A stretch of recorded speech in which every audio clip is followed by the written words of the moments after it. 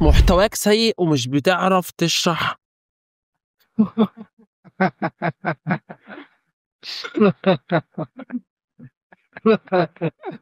محتواك سيء ومش بتعرف تشرح شطرنج.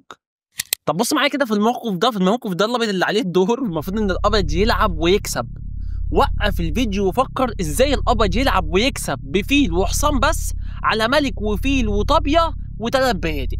وقف الفيديو وفكر، وهنا هعتبر انك وقفت وجيت، وافضل نقله للابيض ان يجيب البريليانت موف والنقله الوحيده اللي تكسب في الشكل ده، وان هو يحط الفيل بتاعه في مربع الجي 2.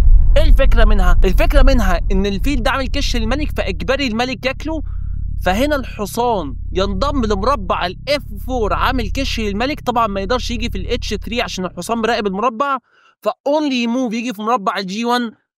وقف الفيديو وفكر هنا ممكن تعمل ايه بالابيض.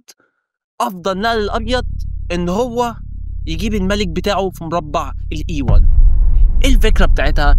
الفكره بتاعتها انك انت فرغت مربع الاي 2 للحصان وبتقول للاسود العب، فاجباري الاسود ما عندوش ولا حركه بالفيل ولا الملك ولا الطابيه ولا البيدق ولا البيدق، فلازم يحرك البيدق ده عشان حصانك ينضم لمربع الاي 2 كالشمال.